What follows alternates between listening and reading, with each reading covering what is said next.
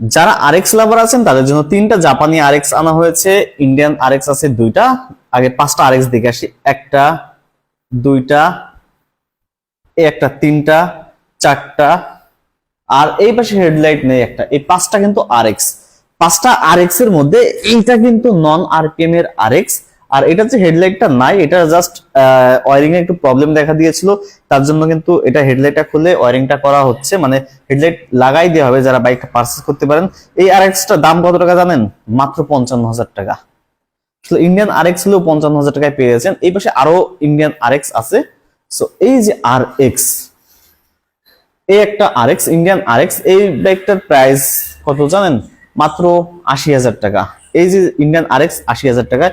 আর এই যে 3টা জাপানি আরএক্স আছে, 115 সিসি, 115 সিসি, 115 সিসি, এই 3টা আরএক্স এর দাম কত হতে পারে আপনারা কি একটু মানে অনুমান করতে পারতেছেন? যেহেতু 85,000 টাকায় ইন্ডিয়ান আরএক্স ও পাওয়া যাচ্ছে একদম ফ্রেশ কন্ডিশনে, তাহলে এইখানে এই যে মাঝখানে যে আরএক্সটা আছে এইটা কিন্তু 50% এর কম আপনারা অরিজিনাল পাচ্ছেন, এটাই পাচ্ছেন 75% অরিজিনাল প্রোডাক্ট আছে, মানে সবকিছু অরিজিনাল আছে। এবং এই যে বাইকটা আছে এটাতে কিন্তু আপনারা 99% মানে অরিজিনাল পাচ্ছেন।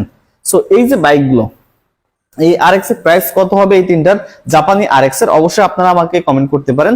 এবং কার কোন আরএক্সটা পছন্দ সেটাও কিন্তু জানাতে পারেন। আর কারো যদি কোনো মানে কারোর কোনো বাইক যদি প্রয়োজন থাকে সেটাও কিন্তু আপনারা আমাকে জানাই দিতে পারেন যে তাদের এই বাইকটা পছন্দ, আমি সেরকম একটা আরএক্স আপনাদের জন্য ব্যবস্থাও করে দিতে পারবো।